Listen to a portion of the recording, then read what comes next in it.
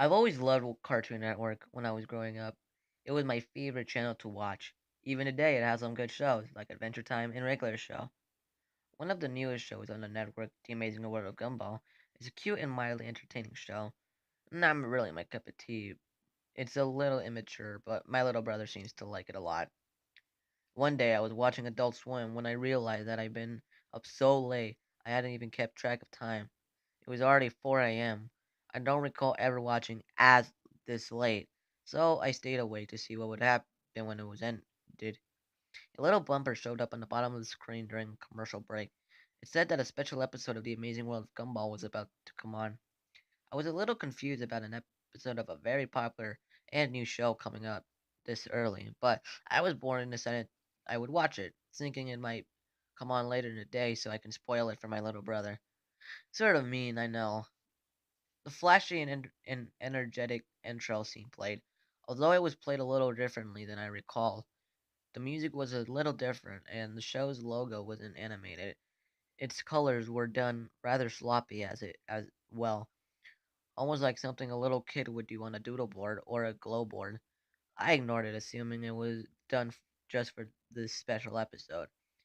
The title of the episode was called "The Grieving," a sort of sad title, but I didn't really pay it too much attention. It began with Gumball, the show's 12-year-old protagonist, standing alone facing the corner of a dimly lit classroom. He looked absolutely miserable, a far cry from the cheerful demeanor he usually had. There was no one else in the room, not even his best friend and adopted brother Darwin, the goldfish, and the windows in the room clearly showed the night sky outside. I was really starting to get confused. Why would he be at his school at night? And why was he standing in the corner all sad and alone? After about what seemed like a minute of Gumball standing somberly in the corner, the scene suddenly changed. We were in Gumball's house. Once again, the scene is silent, and a little disquieting Richard, Gumball's enormous rabbit father, walks in from the kitchen. He looked even more miserable than Gumball had in the previous scene. Richard isn't wearing his usual attire. He's dressed in a fancy black suit, a little uncharacteristic of him, as he's usually a slob. He sighs and slumps down onto the sofa and starts sobbing instantly, sounding like someone who had just lost something very important. I was starting to get a little creeped out. Where was the silly fun cartoon that I usually looked forward to wat- watching with my younger brother? This was something completely different. I was beginning to think that this might have been something the creators did as an experiment or something, a test for the animation sound, perhaps. Though it could have been aside from the opening theme, which was still different from the final shows. The episodes had been much quieter than it usually was, only suitable sounds and very little music, and the animation was not anything to write home about either.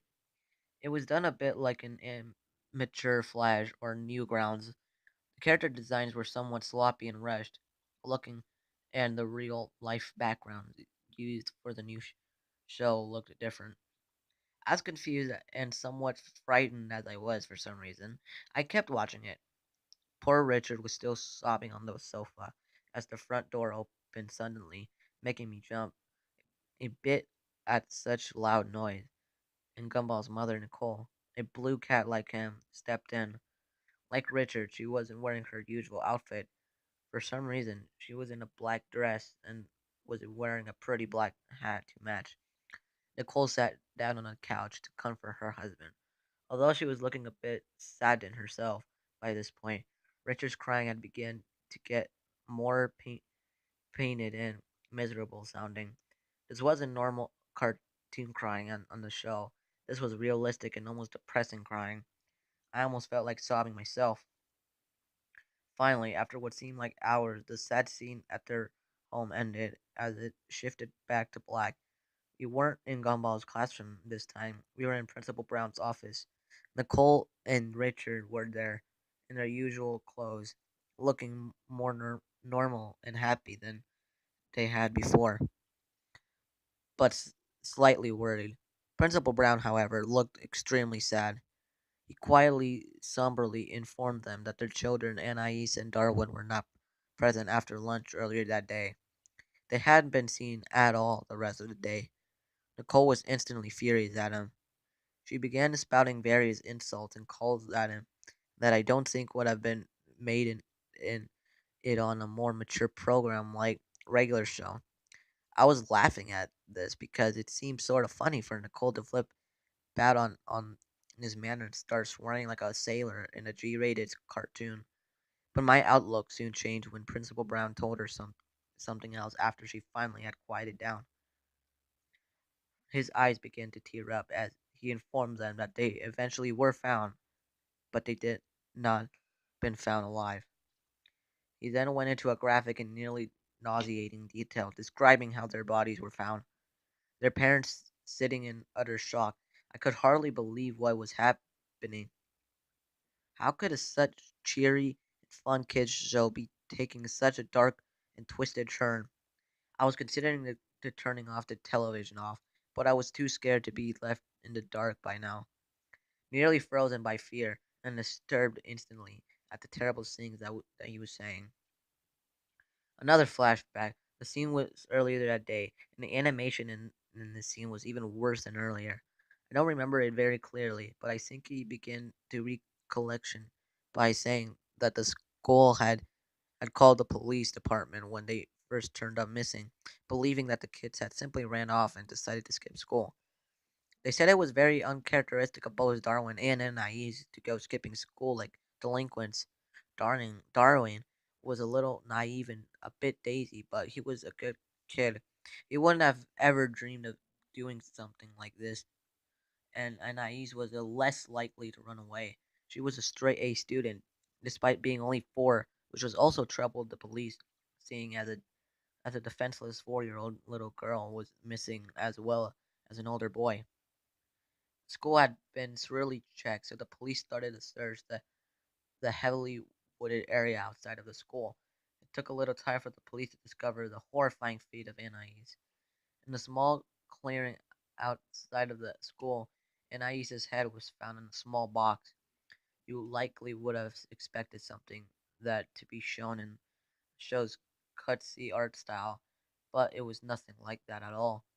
Realistic blood covered the box inside and out, while Anais's head was done in a normal style, but was more drenched in blood and some other fluids. Not all of them.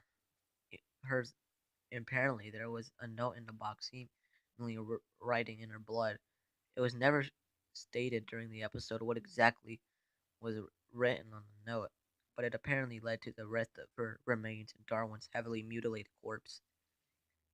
What I remember most about this scene was how out of place it seemed. All the blood and gore from Darwin and Anais is slaughtered, and this mineral remains was down in a very realistic and disturbing way. It looked like the scene had been taken from the crime scene photograph done by a professional, not something from a cartoon. The way this scene was animated was different from most of the show as well. You may know that the characters from this series are done in va- vastly differing animation styles, from the flash animation to CGI, and I think there's even a character done by someone putting their chin upside down to make a face. This particular scene wasn't like anything I had ever seen on the show before. Every little detail on Darwin's face was clearly illustrated. He looked a little like a zombie. His face was very pale, and his eyes had been gouged out by someone. Anaises fared no better, or what was left of her anyway. She was naked, and her stomach had been slit open. Her intestines were strewn around the trees and bushes into the woods, done once again in a very morbid and realistic style. I was feeling very ill by the time this incredibly disturbing flashback had come to an end, so I quickly ran into the bathroom to vomit. I was feeling better after up chucking, so I had realized that I had good timing and had to run to the bathroom during a commercial. It was then I noticed that the show had been running twice as long it usually ran for 11 minutes, but this episode was running for about 30. By then, I was wondering if there was any information on the Grieving on IMDb or something. So while the commercials were still playing, I looked up for some information about this episode on Google. Nothing came up. No information remotely similar to the plot or name of this episode existed nowhere. Now incredibly scared and wondering if anyone else was watching, I quickly dialed my brother Larry and asked him to turn on Cartoon Network and see if he was seeing the same shit I was. He was pretty mad that I woke him up this hour, but he's a nice guy and told me he would see for me. I thanked him and stayed on the line as the show came back from commercial break. The scene had thankfully panned away from the horrific, horrific sight of the children mutilated and was back to the principal's office. I asked Larry if he saw some cartoon animals talking or crying, since that what they were doing on my TV. To my surprise, he said he saw nothing like that. Instead, he was he was it was a rerun of an old Looney Tunes short. In utter shock, I dropped the phone and ran over the TV to turn it off. And as hard as I pressed the button, it would not shut off at all. I tried every single button and none of them did a thing. I tried unplugging the whole thing as well, but nothing worked. The TV stayed on no matter what.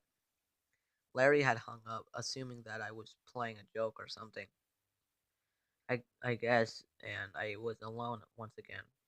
My door was locked from the outside somehow, and the door to my bathroom was now locked as well.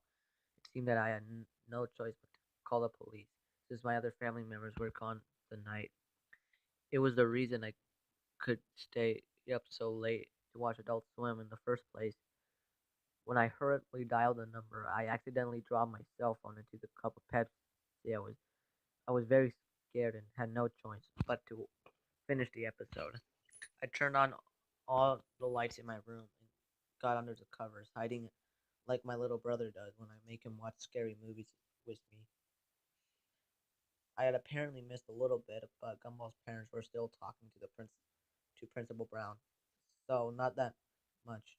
Miss Cole was asking him if Gumball was all right. Apparently, since she remembered him when Principal Brown told her what had happened to Darwin and Anais. He looked slightly confused and shocked for a moment, and explained that he thought Gumball was out sick today, and he had spent the day at home by himself with the stomach bug.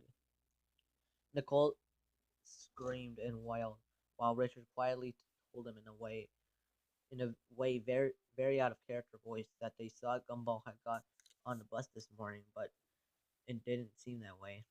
The police were called once again to search the building and small forest outside of Elmore Junior High. They had found him in Mrs. Simon's classroom, hanging by a noose with a blood-covered knife behind him and covering his clothing. The ended with a shot of Gumball's dead body hanging there in the corner, fading to black. The credits rolled silently, not like the usual way Cartoon Network annoyingly airs a promo that squishes half the screen. These credits roll usually slow, and they weren't that fun to watch either. A little creepy, just plain white text scrolling on the black background. I only recognized Ben Bonklet's name as he was the creator of the show. The rest were people I'd never heard of. The copyright notice at the end said, Copyright Cartoon Network Studios 2001, which was incredibly odd seeing as the show was new for 2011. After that was over, the screen went to static for a split second during which some incredibly creepy and shocking video clips were shown between static intervals. I can still remember them very clearly. The first was a picture of a person in a Lake Doctor outfit. Those always scared me for some reason, and the way the person in the suit was filmed was just as as bad. A red light, a red light, something that freaks me out incredibly, was shown over the clip. And next was what seemed like a video being played very quickly over and over. A kid's face being squished by a woman wearing high heels, which was strange because a so-called friend of mine sent me a picture yesterday of a cat being stomped and killed, similar to the kitten in the video.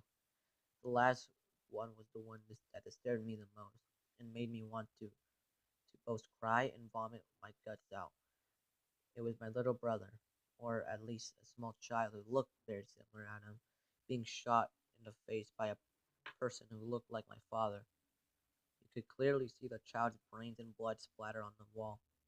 I began to sob uncomfortably. After that traumatizing clip, so much that I passed out. When I woke up, my door was unlocked and my television was turned off. I went to call the police on the home phone in my kitchen and reported that I had seen some very disturbing things on TV and that my doors had been locked when they arrived. They could find nothing like what I remembered from early this morning. My internet history was even cleared. They were angry at me and just assumed that I had a bad nightmare when I was sure that I hadn't. Thankfully, one of the officers felt bad for me and took me out to a small diner so I could recollect my thoughts. At the diner, I remember that my family was out visiting my aunt and they were supposed to be back by noon or so. It was already 11, so the officer and I drove back to only to find a whole squad of police cars and even some government agents by my house. They explained to me that my little brother was missing and that my mother and father were major suspects, and I was freaking out and trying to tell them about the disturbing clip of the boy who looked like my brother being shot in the head, but they wouldn't listen. I stayed with my older brother Larry, who wouldn't believe me either, still insisting that all he saw was a Looney Tunes cartoon and nothing at all creepy or weird.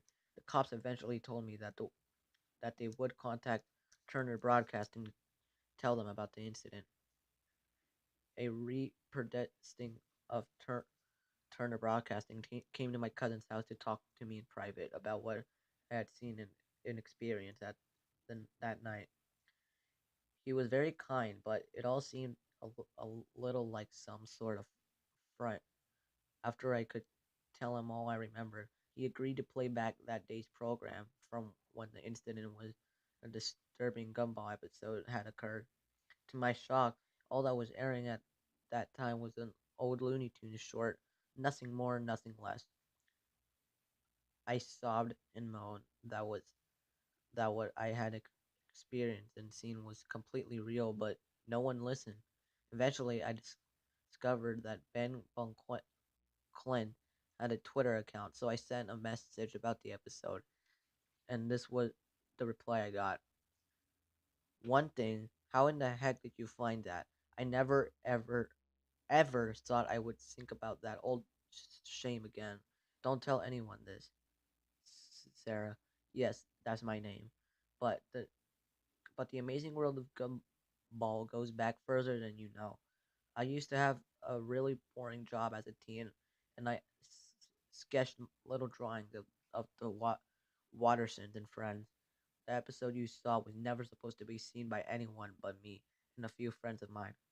It was a very, very awful thing to do, but we made the episode as a joke. A guy from my old job who everyone hated had lost a child to a crazy serial killer who is apparently still out there somewhere. Anyway, we made it so we could make fun of how he came into work usually crying like a fool, which is why you saw Mr. and Mrs. Watson cry so much. In the episode, I know I am deeply sorry for what I did, which is why I tried to bury that stupid thing years ago. Literally, I went out into a countryside with my mates and dug a hole and buried it. What I don't get though is how you described in blood and guts and stuff. We didn't have any scene with Darwin and Anais' bodies being found out all that happens in the episode is the parents are informed that the kids being found dead and them crying like